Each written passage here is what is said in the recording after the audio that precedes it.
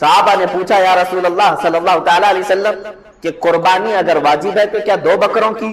رسول کریم صلی اللہ علیہ وسلم نے فرمایا نہیں، 1 بکرا قربانی کے لیے واجب ہے، میں نے 1 بکرا اپنی جانب سے کیا، دوسرا میری پوری امت کی طرف سے۔ یہ ہے اللہ کے حبیب صلی اللہ تعالی علیہ وسلم کی سنت، جو نہ بھولا ہم غریبوں کو رضا، یاد اس کی اپنی عادت کیجئے۔ وہ اپنی قربانی میں بھی اپنی امت کو شامل کر رہے ہیں۔ عزیزان گرامی وقار، ہمارے لیے قربانی شعائر اللہ ہے، یہ قرآن سے ثابت ہے۔ وَالْبُدْنَ جَعَلْنَاهَا لَكُمْ مِنْ شَعَائِرِ اللَّهِ، ہم نے اونٹوں کو یا جانوروں کو شعائر اللہ میں سے بنایا ہے، اللہ کی نشانیوں میں سے بنایا ہے۔ لَكُمْ فِيهَا خَيْر، قرآن یہ کہتا ہے اور ان کی قربانی میں تمہارے لیے بھلائی ہے۔ فَاذْكُرُوا اسْمَ اللَّهِ عَلَيْهَا صَوَافَ، جب یہ جانور کھڑے ہو جائیں تو اللہ کے نام کا ذکر کرو، ذبح کے لیے کھڑے ہو جائے تو تم اللہ کے نام کا ذکر کرو۔ فَإِذَا وَجَبَتْ جُنُوبُهَا، اور جب وہ ذبح ہو کر کے زمین پر آ جائیں، فَكُلُوا مِنْهَا، تم بھی اس میں سے کچھ کھا لو۔ وَأَطْعِمُوا الْقَانِعَ وَالْمُعْتَرَّ، اور مانگنے والے سائل کو یا غریب مستحق کو بھی اس میں سے کھلاؤ۔ كَذَلِكَ سَخَّرْنَاهَا لَكُمْ، اور اللہ فرماتا ہے یہ جانور جو ہے ہم نے تمہارے تابع داری میں دیا، تمہارے تابع میں دیا ہے۔ عزیزان گرامی وقار، قربانی ہمارے عید کے اعتبار سے مسلمانوں کا ایک پرسنل لا ہے۔ ہمارے اپنے تہواروں میں سے ایک تہوار ہے، یعنی اس چیز کو مانتے ہیں۔ آج اس سلسلے میں میں چاہتا ہوں کہ ذمہ دار حضرات بھی اس چیز کے متعلق بات کریں کہ جب ہندوستان آزاد ہوا تو کئی مذاہب اور کئی ادیان کے لوگ ہندوستان میں تھے، سب کے متعلق جو قوانین مرتب ہوئے اس میں سے یہ قانون بھی دیکھنے کے قابل تھا، ہر ایک کو کہا گیا کہ وہ اپنے دین کی مکمل آزادی کے ساتھ یہاں جی سکتا۔ اگر میرے دین میں عبادتیں ہیں، نماز ہیں، تو کسی بھی قوم کو یا کسی بھی حاکم کو، کسی بھی پولیس کو میری عبادتوں سے مجھے روکنے کا حق نہیں، کیونکہ یہ میرے ریلیجیس میرا رائٹ ہے، یہ میرے دین کا حق ہے۔ اگر میں ٹوپی پہنتا ہوں، داڑھی رکھتا ہوں تو یہ میرے دین کا حق ہے، میں استعمال کر رہا ہوں، مجھے ہندوستان کے سنویدھان نے، یہ قانون نے مجھے یہ اجازت دی ہے۔ آج اگر اتنے زمانے کے بعد پھر کوئی یہ کہے کہ تم فلاں چیز نہیں کر سکتے جو میرے دین میں سے ہے، تو گویا کہ وہ میری آزادی کو چھین کر مجھے دوبارہ غلامی میں لا رہا ہے، عزیزان گرامی وقار، آج حالات کو سمجھو، اور جتنے شعائر اللہ ہیں میں بار بار کہہ رہا ہوں کہ ان کی حفاظت کرو، چاہے جیسے بھی حالات ہوں۔ دوسری قوموں کو بھی ہم نے دیکھا ہے۔ اب میں قربانی کے متعلق تھوڑی سی یہ تاریخ بتاؤں۔ دوسرے لوگ اگر یہ سمجھتے ہیں کہ صرف اسلام ہی ہے جو اتنے جانوروں کو قربان کرتا ہے تو یہ ان کی خام خیالی ہے۔ تھوڑا ہسٹری بھی نکالیں اور پڑھیں، تاریخ کو بھی پڑھیں۔ یہودیوں میں قربانی ہے، عیسائیوں میں قربانی ہے، موجود ہے، ان کی کتابوں سے میں ثابت کر کے بتاؤں گا، آج بھی ہے۔ ہندوؤں کے کئی ایسے مقدس ان کے مقامات ہیں جہاں پر قربانی ہوتی ہے، وہ اس کو قربانی کہتے ہیں، بلیدان کہتے ہیں، اور ان کے اپنے اپنے تصورات ہیں کہ ہم اس جانور کو ذبح کریں گے تو پھر ہم جو ہے ایک شکتی حاصل کریں گے، اور ہر قوم کے نزدیک ایک ایک الگ الگ تصور بنا ہوا ہے۔ لیکن اعتراض کا اور چھیڑ چھاڑ کا اگر کوئی مقام ہے تو صرف اسلام کو بنایا گیا ہے، باقی دوسروں کی قربانیاں نظر نہیں آتی۔ عزیزان گرامی، تاریخ کی پرانی کتابوں سے بھی میں اگر آپ کو بتاؤں، ہر زمانے میں ہر قوم نے قربانی کی ہے۔ اگر جانور کے ذبح کے متعلق آپ پریشان ہیں تو میں ان شاکاہاری لوگوں سے بھی کہوں گا، تمہیں معلوم نہیں کہ جانور کے اندر صرف جان نہیں ہوتی، پیڑ پودوں کے اندر بھی جان ہوتی؟ کیا تمہیں نہیں معلوم؟ میل فیمیل ہوتے ہیں درختوں کے اندر، سب کسان بھی جانتے ہیں، کلمی کرتے ہیں، دو درختوں کو ملاتے ہیں، ایک میل اور فیمیل، تب وہ جلدی سے بڑھتے ہیں اور اچھے پھل دیتے ہیں۔ جانوروں کے علاوہ نباتات میں بھی، سبزیوں میں، درختوں میں، سب میں جان موجود ہے، بس یہ ہے کہ وہ چلتے نہیں ہیں، ایک جگہ پر کھڑے ہیں۔ جان تو ان کے اندر بھی ہے، لیکن تم انہیں بھی تو کاٹتے ہو، انہیں بھی تو کھاتے ہو۔ اس طرح سے اگر دیکھا جائے کہ کسی جان کو نقصان نہیں پہنچانا چاہیے تو خود اپنی جان کی بلیدان دینا پڑا۔ تم ایک جگہ بیٹھو گے، نہ کسی پھل کو کاٹ سکتے ہو کیونکہ اس کے اندر بھی جان، کسی سبزی کو کاٹو تو اس کے اندر بھی جان ہے۔ یہ تمام جان والی چیزیں ہی ہیں، نباتات بھی۔ عزیزان گرامی، اللہ تبارک و تعالیٰ نے پوری کائنات کو پیدا کیا اور اسی نے جب ہمیں یہ حکم دیا ہے کہ تم ان فلاں فلاں جانوروں کو ذبح کر سکتے ہو، تو بالکل یہ قانون فطرت کے مطابق ہے۔ اگر ذرا برابر بھی ظلم ہوتا تو رب تبارک و تعالیٰ کبھی اپنے بندوں کو کسی کو ذبح کرنے کا حکم ہرگز نہیں دیتا۔ اب دیکھیں آپ، ظلم کہاں کہاں ہے، وہاں قرآن نے منع کیا کہ نہیں؟ ہم بیل، بکرے اور اونٹ کو تو ذبح کر رہے ہیں، لیکن کیا کبھی انسان کو ذبح کرنے کی اجازت قرآن نے دی ہے؟ بلکہ قرآن نے تو یہ کہا، من قتل نفسا بغیر نفس او فساد فی الارض فکأنما قتل الناس جميعا، جس نے کسی ایک جان کو بھی قتل کیا ناحق، ایک جان کو بھی قتل کیا بغیر کسی حق کے، اللہ تعالیٰ فرماتا ہے گویا کہ اس نے پوری دنیا کے انسانوں کا قتل کیا، پوری انسانیت کا وہ قاتل ہے۔ تو اگر ذرا برابر بھی ظلم ہو سکتا ہے کہیں پر، تو قرآن نے اس پر پہلے سے پابندی لگا دی کہ تم یہاں قتل نہیں کر سکتے، یہاں نہیں مار سکتے۔ عزیزان گرامی وقار، جن جانوروں میں اللہ نے برکت رکھی ہے انہی جانوروں کو ذبح کا بھی حکم دیا۔ آپ نہیں دیکھتے لاکھوں کی تعداد میں نہیں، کروڑوں کی تعداد میں بکرے ذبح ہو رہے ہیں، بیل، بھینس، یہ تمام ذبح ہو رہے ہیں، اور اونٹ بھی ذبح ہو رہے ہیں، لیکن کیا کبھی ان کی تعداد گھٹ گئی اور کم پڑ گئی؟ جبکہ سال میں یہ 2 ہی بچے دیتے ہیں یا ایک ہی بچہ دیتے ہیں۔ جتنی تعداد میں کاٹے جاتے ہیں اور کھائے جاتے ہیں، بیل ہیں، بکریاں ہیں، اونٹ ہیں، بھینس ہے، ان کی تعداد کبھی کم نہیں ہوئی، کبھی شارٹیج نہیں ہوا گوشت کا، لاک ڈاؤن میں بھی نہیں شارٹیج ہوا، کبھی نہیں ہوا۔ ان میں برکت رکھی ہے اللہ تعالیٰ نے، جبکہ خنزیر ایک بار میں 17-18 بچے دے دیتے، کتے کو دیکھیں تو وہ بھی 10-12 بچے ایک بار میں دیتے، اور نہ ان کا ذبح ہوتا ہے، نہ وہ کاٹے جاتے ہیں، نہ بیچے جاتے ہیں۔ بس شوقین لوگ کھاتے ہوں گے، باقی عام طور پر تو نہیں ہے۔ لیکن اس کے باوجود جتنے گلیوں میں، روڈوں پر جگہ جگہ بیل، بکری اور بھینس نظر آتے ہیں، اتنے کتے تو نہیں نظر آتے، اس لیے کہ اللہ کے نبی صلی اللہ علیہ وسلم نے فرمایا کہ اللہ تعالیٰ نے ان جانوروں میں غیب سے برکت رکھا، یہ برکت والے جانور ہیں۔ کسی کے پاس بکری آئی تو سمجھ لو کہ اس کے مال میں برکت آئی۔ خود رسول کریم صلی اللہ علیہ وسلم نے فرمایا، تمہارے مال میں اگر سب سے زیادہ کسی مال میں برکت ہے تو وہ بکری میں ہے، جانوروں میں سب سے زیادہ برکت ہے۔ اسی وجہ سے حکم بھی ہوا کاٹنے کا کہ تم انہیں ذبح کرو، اللہ تعالیٰ اس کے بدلے اور پیدا کرے گا۔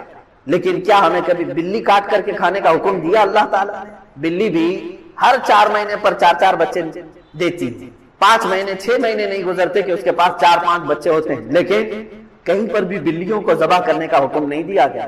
دوسرے بہت سارے جانور ہیں، قرآن پاک نے منع کر رکھا ہے کہ ان جانوروں کو تم کاٹ نہیں سکتے، ذبح نہیں کر سکتے، کیونکہ جو پیدا کیا ہے وہی بہتر جانتا ہے کہ تمہارے لیے سوٹیبل کیا ہے، تمہارے لیے مناسب کیا ہے، وہ بہتر جانتا ہے۔ عزیزان گرامی وقار، قربانی کے متعلق بہت ساری باتیں ہیں، اب احادیث کی روشنی میں تھوڑی سی باتیں عرض کر دوں۔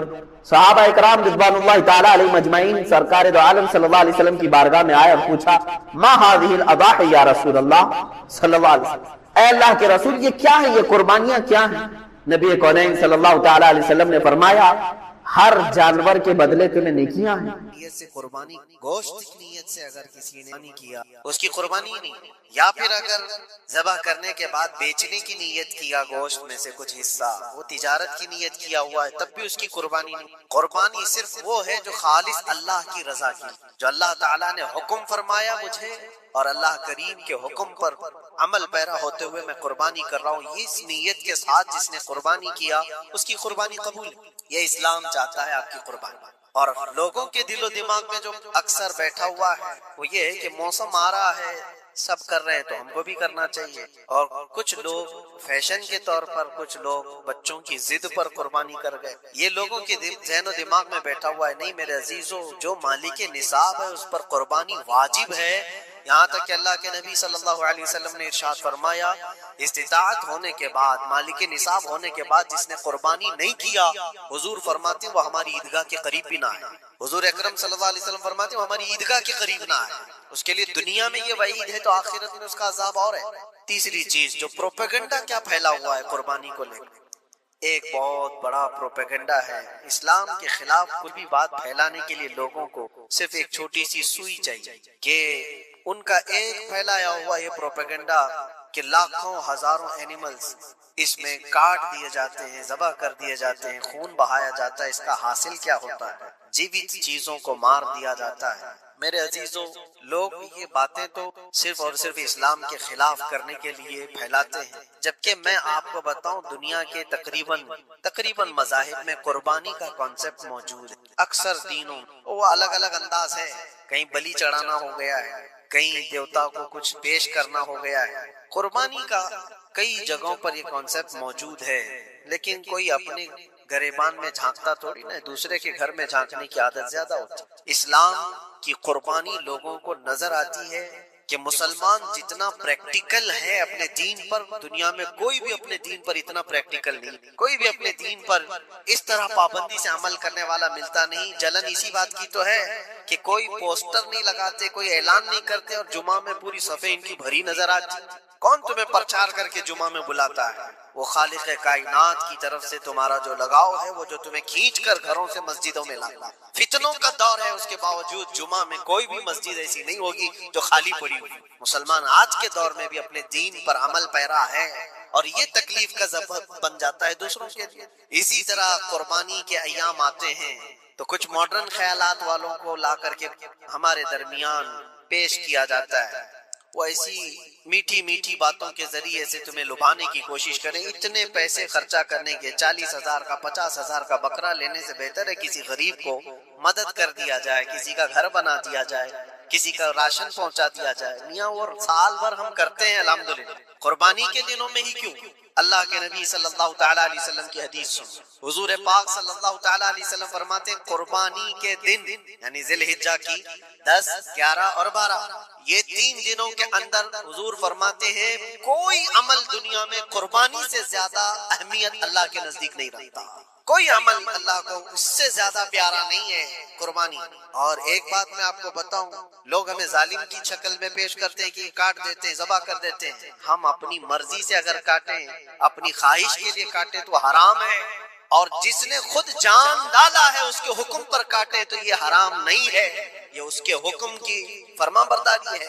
ایک بات یاد رکھو، جانور تو یہ بکرا ہو، بھینس ہو، اونٹ ہو، جن کی قربانیاں ہوتی ہیں یہ الگ۔ جو مچھلی کھاتے ہیں اس میں بھی اگر کوئی انٹرٹینمنٹ کے لیے شکار کرتا ہے کہ اپنی تفریح قلب کے لیے، تو اس مچھلی کا شکار کرنا بھی حرام ہے۔ ہاں، کھانے کی نیت ہے، تجارت کی نیت ہے، تو مقصد کے تحت اگر مچھلی پکڑ رہا ہے تو اس کے لیے جائز ہے۔ اسلام یوں ہی کسی چیز کی جان لینا اور خون بہانے کا حکم نہیں دیتا، اللہ تبارک و تعالیٰ کا حکم ہے، اور اس نے کائنات کو جس انداز سے بنایا ہے، ان جانوروں کو اللہ تعالیٰ نے ہمارے کھانے کے لیے بنایا ہے، جس کی وجہ سے یہ قربان کیے جاتے ہیں۔ اور اگر میں کہتا ہوں سارے جانوروں کی قربانی بند کر کے دیکھ لیں، پھر جانور ہی رہیں گے، تمہارا رہنا مشکل ہو جائے۔ اسلام کی یہ قربانیاں تو سال میں ایک مرتبہ ہوتی ہیں نا، جو ایک دن کی جاتی ہیں، 10ویں ذی الحجہ سے 12ویں کو۔ اگر نوجوانوں میں ایک دعوت دیتا ہوں، جاؤ، آج تو AI کا زمانہ ہے، کچھ بھی پوچھو تو لا کر کے تمہارے سامنے رکھ دے گا سارا ڈیٹا۔ ذرا یہ بھی ڈیٹا نکال کر کے دیکھ لو کہ سال بھر میں KFC میں کتنی چکن ذبح ہوتے ہیں، پوری دنیا بھر میں پر ڈے۔